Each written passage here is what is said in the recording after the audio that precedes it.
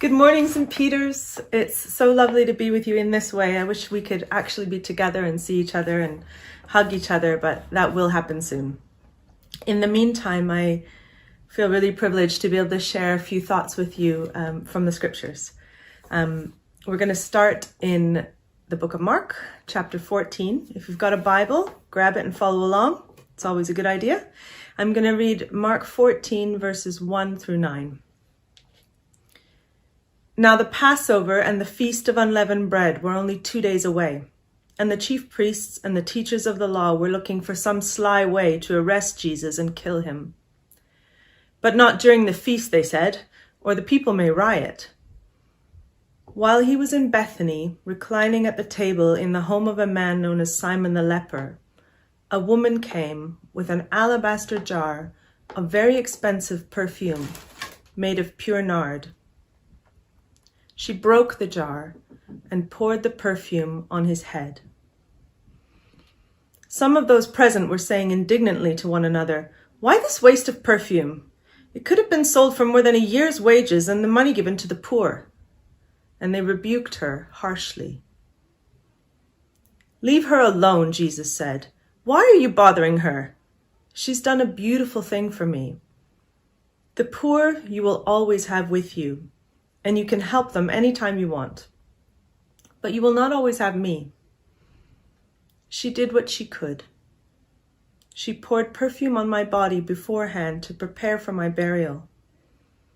I tell you the truth, wherever this gospel is preached throughout the world, what she has done will also be told in memory of her.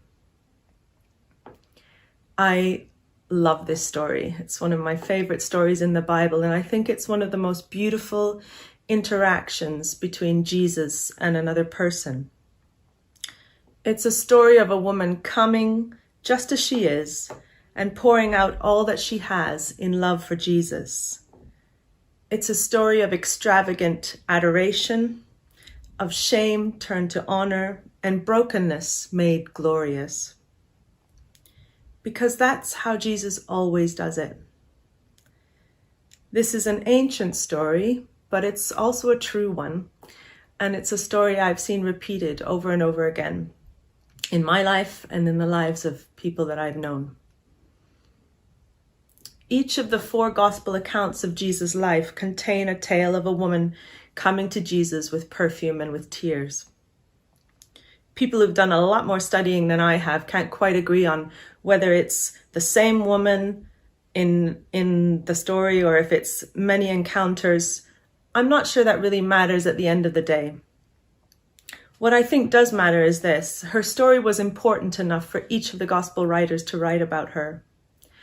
And I think what we're meant to take from this story is a little bit of a look at the extravagant grace that Jesus operated in. And what I hope is that reading this story makes us hunger to experience that grace for ourselves. What we do know for sure is that the woman in this story comes into a room full of men and interrupts their dinner party with an act of love so personal and probably very uncomfortable for the people around. She comes and breaks a jar. She smashes it completely and then pours its expensive contents all over Jesus' head. The other gospel writers tell us that she wept on Jesus' feet and then dried them with her long hair, but also that she had a bad reputation and was called a sinful woman.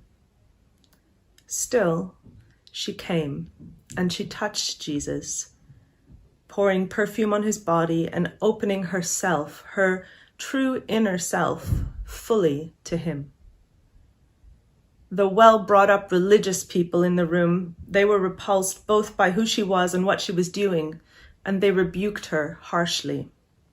But somehow, she knew that with Jesus, she was completely accepted and utterly safe to come as herself. We can only guess why she comes. Is she suffering? Is she ashamed? Or is she grateful and is she worshiping? Probably all of those things, I would guess. All we know is that she breaks her jar completely, and she wastes her most valuable possession on Jesus, all of it gone in a moment. Jesus comes to her defense in this story and calling her act a beautiful thing, and saying that it had prepared him for his burial. And here's the great mystery. She comes to Jesus broken, all the messy, complicated parts of her very much on display. But unbeknownst to her, Jesus is just a few days away from becoming a bloody, broken mess himself. Just a few verses later in this same chapter of Mark 14, we see Jesus at another dinner with his friends. He takes a loaf of bread, breaks it in pieces, and calls it his body. He pours out wine in a cup, passes it around, and calls it his blood, poured out for many. He meant this quite literally, it seems. In an ancient prophecy that predicted Jesus' crucifixion, Isaiah says, "Many were appalled at him. His appearance was so disfigured beyond that of any man, and his form marred beyond that of any human likeness." Jesus loves this woman in all her brokenness so very much that he chooses to become broken in order to make her whole. And it's the same for us.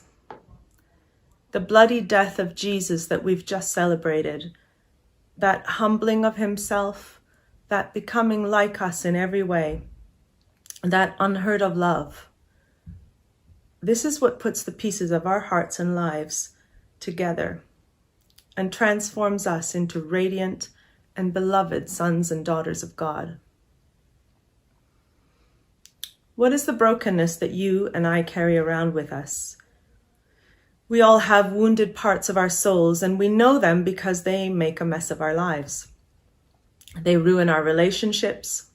They hold us in pain, depression, fear, anxiety, addiction, or just inertia. They're the things that keep us from really connecting with God and with people. They stop us from fulfilling God's purposes for our lives. But there's healing for all of these things at the cross. We just need to come. How do we do that? Well, I suggest we start the way this woman did, in worship. As we come to Jesus in our mess and we worship him anyway, we receive not rejection or condemnation, but love, acceptance, and restoration. This is the beginning of healing. I've done a little bit of learning about trauma and the brain, just a bit. Looking at the way that different psychologists help people to recover from difficult life circumstances. It turns out that the best practices for helping children who've been traumatized to recover include using repetitive rhythmic movement and music, combined with kind, affirmative words and protective touch. These things literally rewire the brain, undoing negative neuroconnective pathways and creating new positive ones. It's really amazing. But what also amazes me is that actually this is what we're already doing when we come together in sung worship. We sing, we sway, we move to the rhythm of the music. We hear him speak to us of our worth and of his love for us. We see and we feel his touch upon our lives.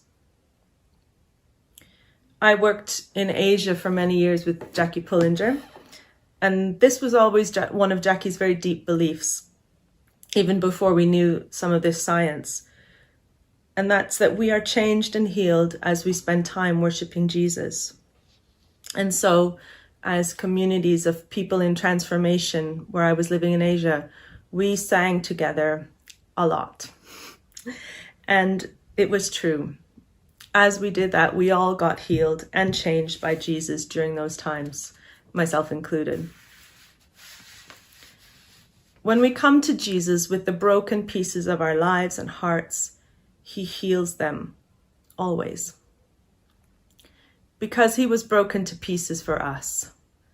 That love, that sacrifice is powerful. and it always heals. It can't be any other way. When we eat the bread and drink the cup, when we remember his death, it's so much more than a sacrament. It's the power of God to transform us.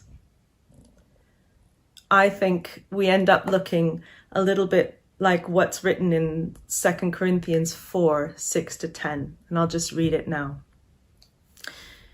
It says, "For God who said, 'Let brilliant light shine out of darkness,' is the same one who has cascaded his light into us, the brilliant dawning light of the glorious knowledge of God as we gaze into the face of Jesus Christ. We are like common clay jars that carry this glorious treasure within, so that the extraordinary overflow of power will be seen as God's, not ours. Though we experience every kind of pressure, we're not crushed. At times we don't know what to do, but quitting is not an option. We are persecuted by others, but God has not forsaken us. We may be knocked down, but we're not out. We continually share in the death of Jesus in our own bodies, so that the resurrection life of Jesus will be revealed through our humanity." I think God's calling us cracked pots in this scripture. Pretty apt, I'd guess, for most of us. So God takes the pieces of our cracked pots and he puts them together. And then he puts his glory inside of us. And somehow his glory is seen most brightly in those places where the cracks used to be. This is the upside down way the kingdom works. This is literally the last becoming first. I think that when we come to the cross, and when we come in adoration to Jesus, our great lover, we end up looking like those Japanese kintsugi bowls. I don't know if you're familiar with this ancient Japanese technique for repairing ceramics, but the pieces of the pots and the vessels are put together not with regular glue, but with gold leaf. And they become these beautiful things where the places where the cracks were are golden. And I think this means that the places of our greatest weaknesses become the places where his beauty is most seen in our lives. And our lives somehow become more glorious for having been broken, more precious for having been crushed. I want to tell you a couple of stories. These are stories of some of my very good friends who are poor, physically and in many other ways. Just as a bit of an aside, I don't believe that Jesus in this story was instructing us to worship him while ignoring the poor. On the contrary, I think these things are so inextricably linked. I think service to the poor is an act of worship to Jesus in itself. He's not asking us to choose. He says, you can help them anytime you want. And I think he means us to want to. I think the point is that we are to come to a place of intimacy with Jesus and then go to the world from there. So I lived in Hong Kong for many years, and we had sent a team out from there quite a while ago to move to the Philippines and to begin loving their neighbors there in the Philippines. They ended up in a really notorious slum that was built in a graveyard. People who had nowhere else to build their homes ended up just building shacks literally on top of the big tombs. And a whole community grew up there. Probably, it's hard to say, but about 5,000 people. And as my friends walked through the alleyways and befriended people and worshipped and declared life over the graves, people began to meet Jesus. And there's an amazing, thriving community of Jesus followers there that I was privileged to be a part of for a few years. One of my friends there is an amazing man and worshiper called Lloyd. Well, I'll call him Lloyd. And Lloyd grew up in this slum. He didn't know his father growing up because he was in prison. He lived in a tiny shack with his mum and his sisters, and they often didn't have enough to eat. And Lloyd met Jesus through my friends worshipping in his neighborhood, and he began to learn to be a worshipper. He plays bass now, and he worships Jesus with abandon. And as he did that, I think he began to find out who he was as a man, as a son. He's become a father to many. And in fact, Lloyd and his wife, who is my dear friend, are looking after 12 teenage girls in lockdown at the moment. So there's some people you could pray for. They're amazing. Anyway, Lloyd graduated from university as a civil engineer. He now works for the government of the Philippines, designing and building roads all across the country. Well, one night, the slum that Lloyd grew up in burned to the ground in about 3 hours. There were some real miracles that night, and that's a story for another day. But 5,000 people were made homeless instantly. So my group of people there cooked meals for 300 people for a month, I think, housed some people in our building, which had miraculously not burned down. And when the government decided that they would let people go back to the land and rebuild their homes, Lloyd and another great friend of ours went to the mayor of the city and said, "Do you think we could build some toilets?" Because, of course, these 5,000 people had lived there for years without any sanitation at all. And the mayor said yes. And Lloyd became the man who designed, created, oversaw these toilets being built. And for the first time, this community of people had 10 toilets, 2 showers, and 2 cubicles for doing laundry in, with proper sanitation, proper water runoff. And it was Lloyd who did that, not a posh engineer from another place. It was him. And what I think is that the glory of God was and still is seen in those toilets. That when people see those toilets, they see God's ability to transform the lowliest into the greatest. I'd like to tell you also about my friend who I'll call Ruth. Ruth grew up in a pretty tricky family, and her dad died suddenly when she was about 9. She was sent to live with an auntie because there just wasn't enough food to feed all the children. And so she had trouble with the auntie, who didn't really want her there anyway. And by the age of 11, she had hired herself out to another family to work as a domestic helper. A neighbor in that home began to befriend Ruth, began to look after her. She began to trust her. But when she turned 13, this woman began to sell her to men. By the time Ruth came to live with me, she was 19. She hadn't been in school for many years. She was working at about a year 2 level, like primary year 2. And she was quite angry. And as she began to live in our family there, she began to worship. And through the worship, she began to discover how much Jesus cared about her.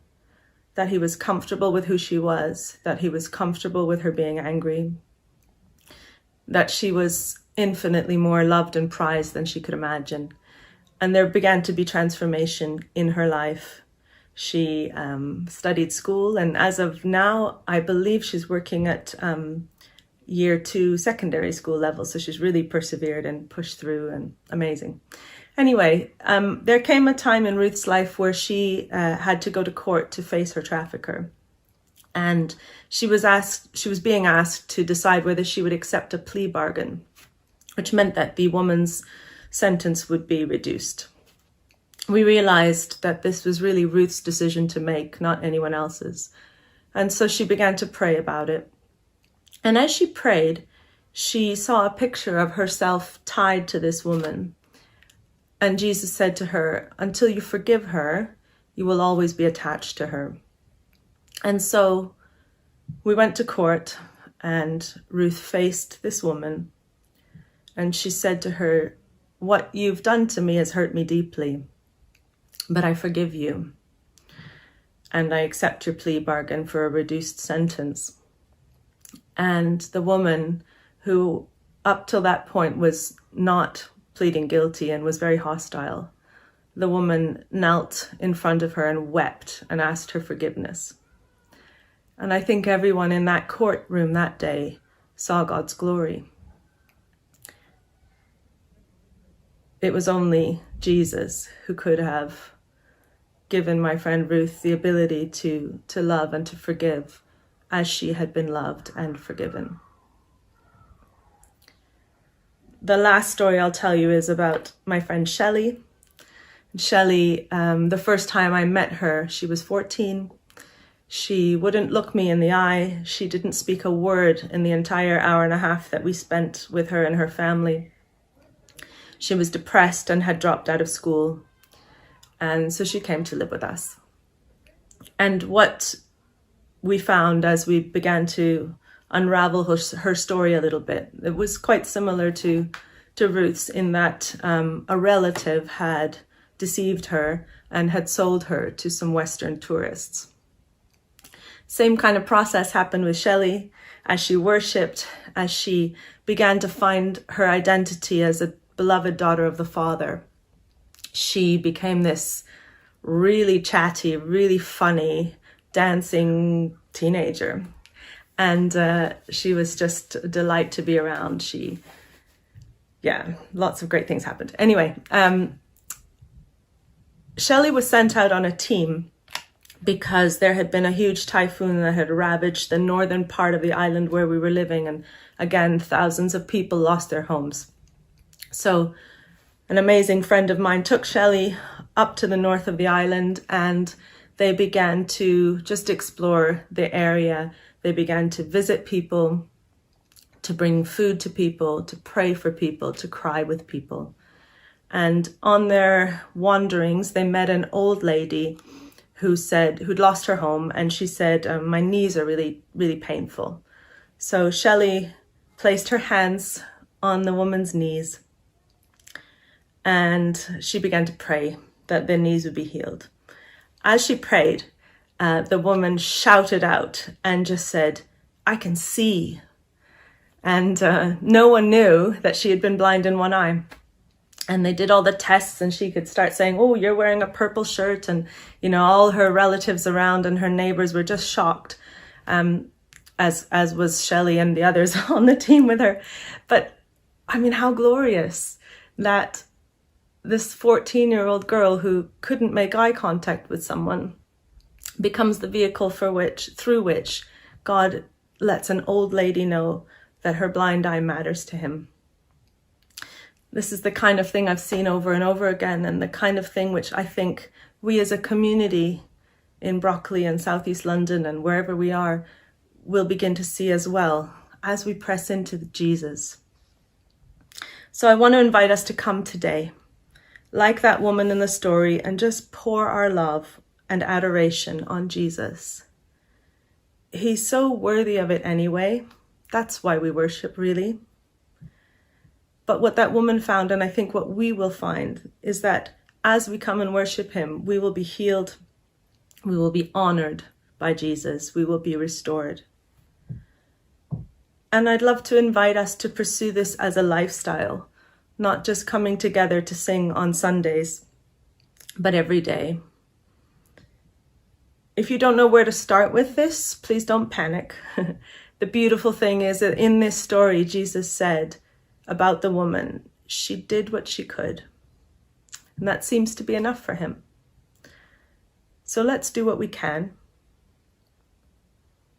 Maybe that means that you'll get on your own at home and sing to him, play an instrument to him. Maybe it means you'll put on some worship music and dance. Maybe you're going to find a scripture that touches you and just repeat it over and over until it begins in its truth to dislodge the lies that are in your brain. Maybe you'll sit and write a letter of gratitude and worship to Jesus. Maybe you're going to be painting him the pictures that he shows you. Just sit with Jesus. Place your pain and your fear and your anger, all of it on the cross. Maybe you're going to be listening to what he wants to say to you, listening to what he says about you, writing it down. Just come and spend some time with him. None of us are going out in the evenings these days, and this time is actually a gift to us. It's like an enforced break from busyness. Remember what Jesus said about Mary when he was in the home of Mary and Martha? When she sat at his feet, Jesus said, "She has chosen the best thing, and it will not be taken away from her." So let's use this time to worship our Lord and to come closer to him. I think the result will be the healing of our souls and our families and probably our communities. I think Lucy's going to be leading us in a little bit more worship right now. And as we do, you might want to get some wine or juice and some bread and just remember what Jesus did on the cross. Just come to him as you are without needing to hide anything. I feel like there are a few people specifically on God's heart today, and I'll just let you know who I think those are.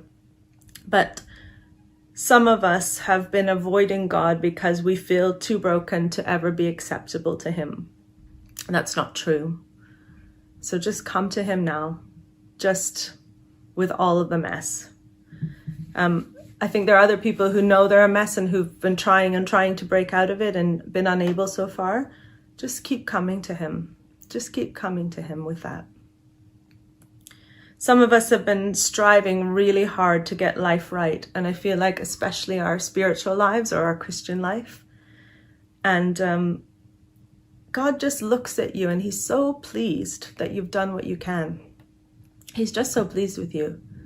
And he shields you from accusing words.